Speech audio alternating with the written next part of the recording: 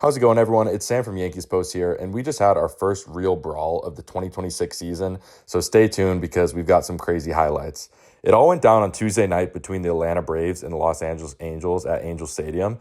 It started in the fifth inning of what ended up being a 7-2 Braves win, but nobody's really talking about the final score. Everyone's talking about Jorge Soler and Ronaldo Lopez throwing hands. So here's how it went down. In the game, Soler had taken Ronaldo Lopez deep for a homer in his first at-bat.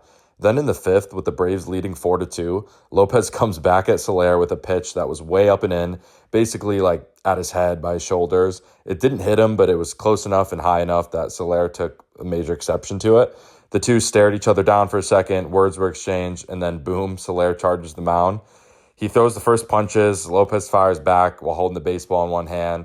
Lopez actually used the ball like a weapon. He knocked Soler's helmet clean off with it while swinging. Neither guy landed anything too clean from what I saw, but it just got wild fast. Like a full melee broke out down the first baseline with both benches and bullpens clearing. There were tackles, guys just piling on, the usual chaos that you see in these kind of things. It wasn't like the longest fight ever, but, it just packed a lot of action. The craziest part, Lopez is still gripping the baseball the whole time while he's swinging. Pat McAfee and a bunch of other people online were just cracking jokes about that, saying that he was like using the baseball as brass knuckles. I thought that was pretty funny. Soler later said after the game that Lopez said something to him that set him off, but he was in pretty good spirits about it. Lopez obviously wasn't happy about it either. Both guys got ejected right away. Then yesterday, MLB dropped the hammer on them. Soler and Lopez both got suspended for 7 games. 7 games is insane. They're appealing it, which is pretty standard, but that's no joke early in the season. It shows MLB's not playing around with this kind of stuff. And yeah, it's kind of, you're expected to get suspended for games, but I mean, 7 games is a lot, and that changes your course of the season. So yeah, now the opinions are all over the place. A lot of old school baseball fans are loving it, saying this is what the game needs sometimes, a little fire, players protecting themselves when a pitch is up near the head after you just took a guy deep. Soler had already homered off him, so the high pitch kind of felt like payback, and he wasn't having any of it.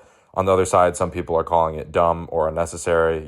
It's April, chill out, or we don't need this kind of stuff anymore with the new rules and pace of play. Others pointed out that charging the mound with a helmet on while the pitcher is still holding the ball isn't really the smartest move.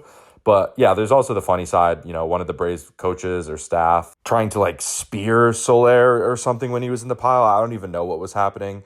Everyone's making jokes about him using the baseball as a weapon and just debating if it was a clean fight or not. But I mean, let's keep it real. Brawls are like pretty rare these days. I feel like it doesn't happen that much. Like we didn't see too many last year, so having one pop off in the first couple of weeks of the season just kind of feels like old school baseball. And I think with the ABS system happening, there's not really many managers like getting thrown out of the game or that much commotion going on anymore. So this just kind of brings back the fire that we like to see. And, for April, which a lot of people think baseball in April is pretty boring. Once you kind of get past those like opening day vibes and get into the thick of the season.